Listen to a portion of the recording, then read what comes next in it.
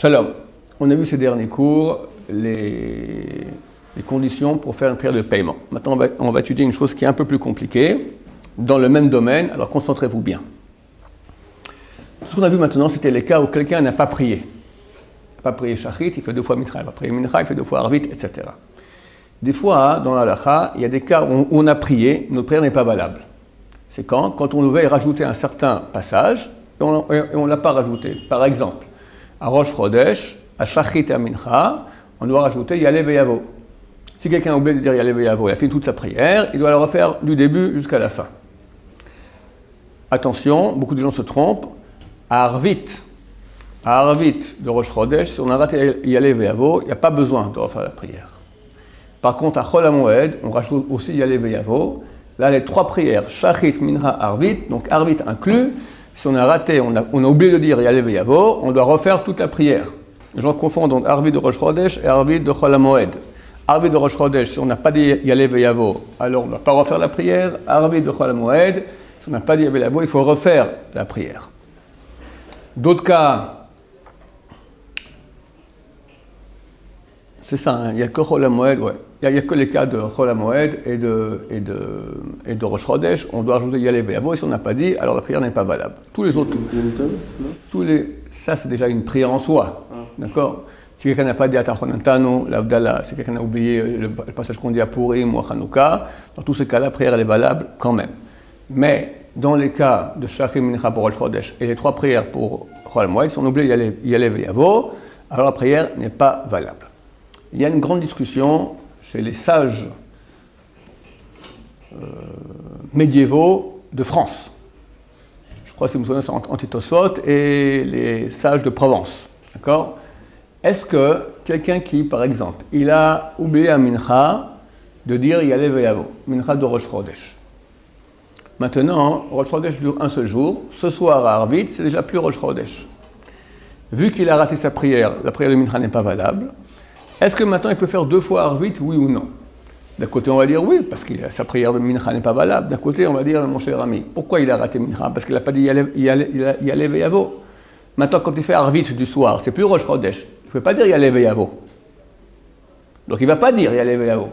Quelqu'un qui, après que Rosh Chodesh est passé, il fait Arvit, il ne va pas dire Yalev et Yavo. C'est un problème de dire une chose. Quelqu'un qui a un jour de Chol normal dit Yalev et Yavo, c'est un problème si sa prière elle est valable. La halakha elle est valable. Mais ce n'est pas bien du tout de dire une chose qu'on ne doit pas dire. Il y en a qui disent que c'est un arrêt au milieu de la prière, comme si tu as dit quelle heure est-il, excuse-moi, puis après tu continues la Hamida. On ne peut pas parler au milieu de la Hamida. Donc c'est clair qu'il ne va pas dire Yalev et Yavo le soir. Alors, à quoi ça sert maintenant qu'il fasse une deuxième prière? Ce qu'il n'a pas dit, il va de nouveau pas dire, et ça ne sert à rien. Marloquette, divergence d'opinion. Il y en a qui disent qu'il faut, il y en a qui disent qu'il ne faut pas. Qu'est-ce qu'on fera? Comme tous les cas, on a un doute, on fera un Tnan et Dava. On va poser la condition, c'est après la vérité. La halakha est comme ceux qui disent qu'on doit faire la prière, alors comme c'est une prière que je dois faire maintenant de paiement de Mincha. Sinon que ce soit une prière d'offrande. Maintenant, pardon, on ne fait pas Yalev et Yavo. Ça, c'est encore simple. Où ça se complique, c'est quand les prières d'offrande sont, comme je dis les dernières fois, correspondent à un sacrifice d'offrande qu'on amène au temple. Shabbat et Yom Tov, il y avait des sacrifices au temple, mais uniquement des sacrifices obligatoires. De quel droit je peux aller maintenant Shabbat égorger, brûler? D'accord, on n'a pas le droit de faire ça Shabbat. Mais lorsque Dieu a ordonné, tu m'amènes un sacrifice Shabbat, tu m'amènes un sacrifice Yom Tov, je fais ce qu'on me dit. Mais amener un sacrifice d'offrande, Shabbat et Yom Tov, c'est impossible. Que les sacrifices obligatoires, on pouvait amener Shabbat et Yom Tov, même pas les sacrifices d'offrande. Et vu que nos prières aujourd'hui sont par rapport aux sacrifices d'antan, les prières obligatoires qu'on doit faire Shabbat et Yom Tov, on les fait, mais on n'a pas le droit de faire une prière d'offrande pendant Shabbat et Yom Tov. Interdit. On ne fait jamais une prière d'offrande, Shabbat et Yom Tov. Dès lors, si quelqu'un maintenant, ce sont des cas très, très précis dans la halakha. Il y a eu un Rosh Chodesh qui est tombé vendredi. Un seul jour.